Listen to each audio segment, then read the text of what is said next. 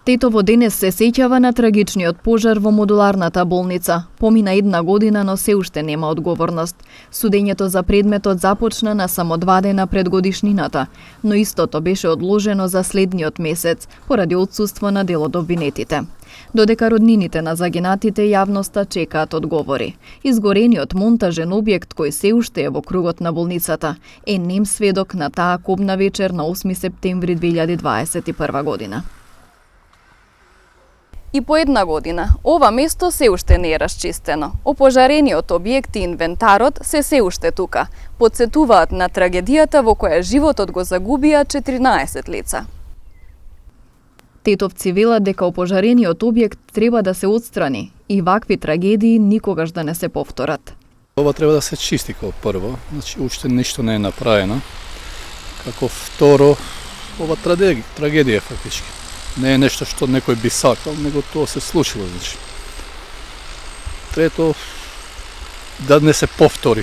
Тоа е најбитниот дел што сакам да кажам, значи. Треба да се тргнали, опет ќе остане како споменик, да се млади да размишле што се дешава на тоа. Подобро да се чисти тоа, да се не види више. Што год го видиш ово, одма се сеќаш на оние болести што се умрели и све, на оно жалости. Луѓе пред докторите, пред сима и да се изгори тако. Тоа не е добро.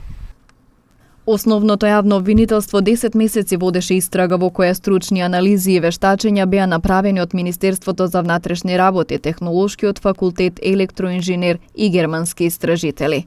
Во извештајот на МВР беше наведено дека пожарот настанал како последица од електрична куса врска преку висок преоден отпор во приклучниот кабел на дефибрилатор со кој се вршела реанимација на пациент во една од болничките соби.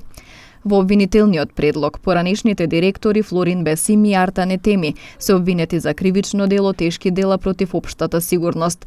Докторот Бобан Вучевски за кривично дело непостапување според здравствени прописи за време на епидемија, додека правното лице јавната здравствена установа Клиничка болница Тетово за кривичните дела предизвикување општа опасност и непостапување според здравствени прописи за време на епидемија.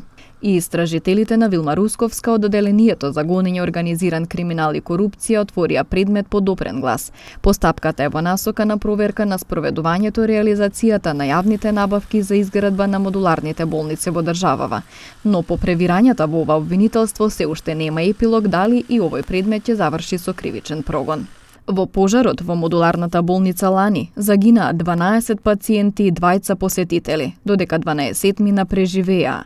Снимките од безбедносните камери сведочат како лицата се спасуваат скокајќи од прозорците, се до моментот кога пламените јазици и густиот чад не го проголтаат монтажниот објект за неколку минути.